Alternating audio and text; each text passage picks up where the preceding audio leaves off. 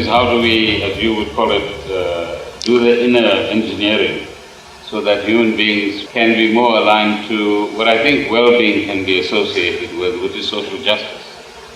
So yes, we have done much better than our great-grandparents or grandparents, but according to the World Bank, you still have 40% of 7.2 billion people that you refer to living in poverty.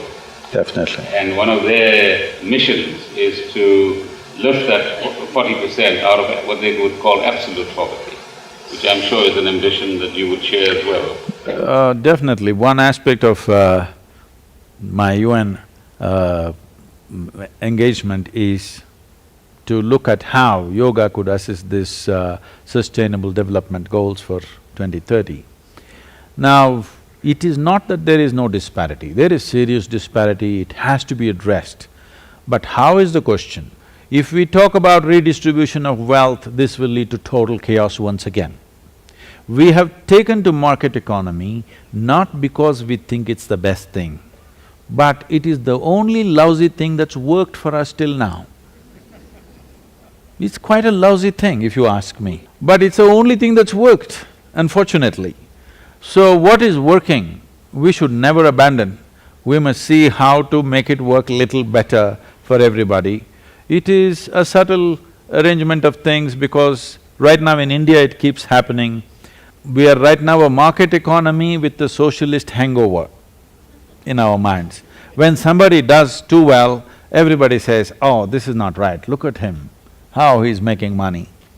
No, no, this is the ugliness of market economy which we have chosen. That somebody now walks around gold-painted head to toe. Well, my aesthetics may make me put my head down, but I should not oppose him because that is the system we have chosen, unfortunately. And unfortunately, that is the ugly system which has worked for us to some extent. Other beautiful systems did not work.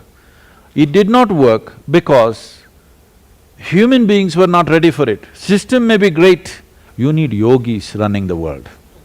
People who have a deep sense of unity about them. Now, when I say yogis, do not imagine that somebody is sitting in a particular posture, so he is a yogi. Someone who sees everybody as he would look at himself is a yogi. We need that kind of people to run the system. That is still too utopian, yet we're working on the people. We're sitting with you, we're sitting with various leaders around the world, hoping that little bit of yoga will enter them so that how they look at the world, how they think and feel changes. It is not a moral thing, it is not an ethical thing. It is just that experientially, how you perceive life, if it alters even by 10% in the leadership, big changes will happen. I must tell you this, when I was at the Economic Forum, they asked me, Sadhguru, if there's one thing we can do for you that will change the world, what is it? I said, I will name 25 people, give them to me for 5 days. You will see in 3 years there'll be a significant change in the world. They asked, who are these 25 people?